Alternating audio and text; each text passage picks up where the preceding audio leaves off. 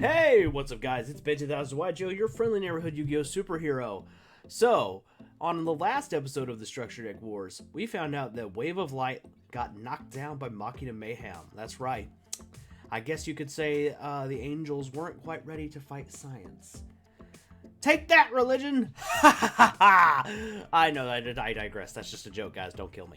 Anyway, today's matchup, we have Rokket Revolt versus Soul Burner. Now, before you guys get upset, real quick, I just want you to know, when we finally got to the top 16, I rolled a D20 die, and if you don't know what that is, I'm going to show you real quick. It is, excuse me, one of these. Alright, this is a D20. So basically, if I rolled anything other than, 1 through 16, I just ignored it and rolled again. But basically, I gave a number to all the decks, and unfortunately, the dies landed on Soul Burner and Rokket. So both of these decks were basically produced in the same year.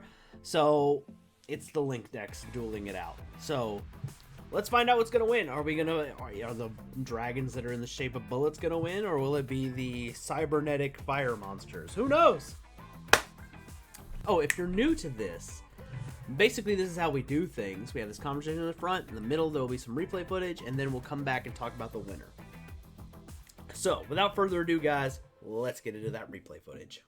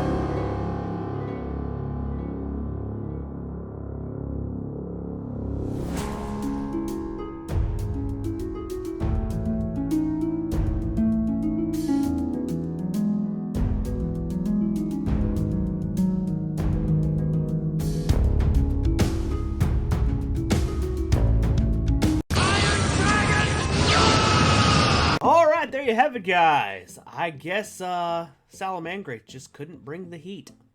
You suck, you jackass. No throwing fireballs. I'm looking at you, salad players. Or cabbages.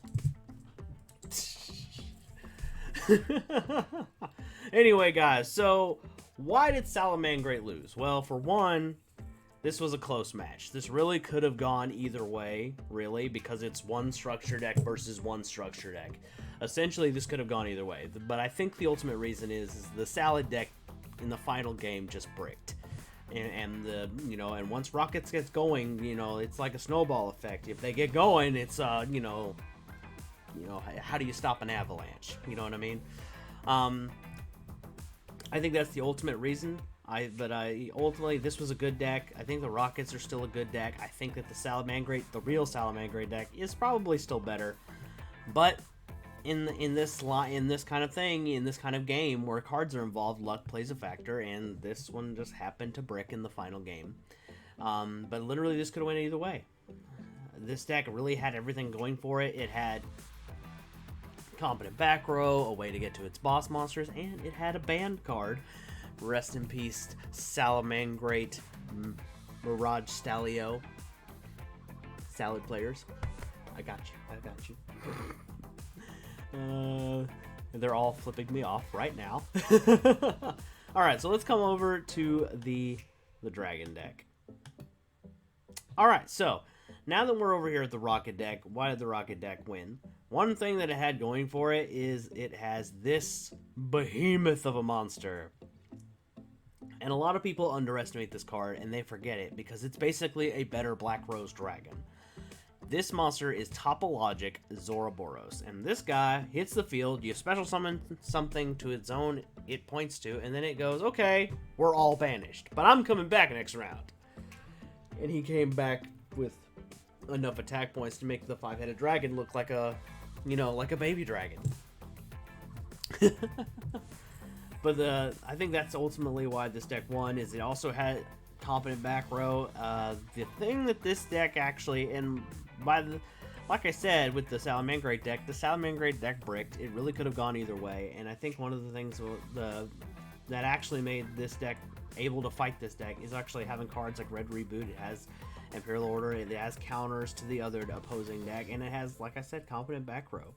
It had a way to search Mirror Force, which that's unique among even, among structure decks. We have a special summon spell, we have a draw spell, we have a pseudo skill drain, and we have like a kind of an effect Veiler-ish kind of card. It protects Link monsters. And it had the ability to just keep summoning. I mean, that was the cool thing about Rockets is they float, and they float whether you destroy them or I destroy them. So I think that was kind of handy. So ultimately, Rockets are going to the next one. All thanks to Zoroboros here, who's just a giant banish it all. Because a lot of decks have problems stopping that kind of thing. So I wouldn't be shocked if this card actually sees a little more play going forward in the future, because we're going to get more cards that allow us to special summon, and this guy's a beast. I mean, literally, if you can special summon up to like 6 times or whatever in any deck, and you summon this thing, and just, okay, it's all gone now, bye. And if your opponent can't stop you, you win. Alright, so also they have this fusion monster who is also very underutilized. Think you guys remember Zodiac Dryden, right? Everyone hated that card in Zodiac format. This fusion monster is literally Zodiac Dryden. Essentially, though, you just have to target a card you control, or target a monster that you control to pop something else. Which then is a rocket monster, most likely, which then it will float and replace itself. So you literally paid nothing to snipe a card from the opponent, and he's got way more attack points. This is another monster that I swear is so underutilized. Like, why are not more people using this? I don't know. Especially Rocket players. Like, you know what? I take that back. Rocket players will play this when Master Rule 5 is implemented in April. I bet money on that. Anyway, guys, this was the Structure Deck Wars. If you're enjoying the series, make sure you drop me one of these. Let me know that you're enjoying it. Make sure you leave a comment below letting me know what you think about the matchup, and who are you rooting for to win the whole thing? I'm curious. Anyway, guys, I'm Ben 10,000 YGO. I'm your friendly neighborhood Yu-Gi-Oh! Superhero, and I'll catch you in the next one.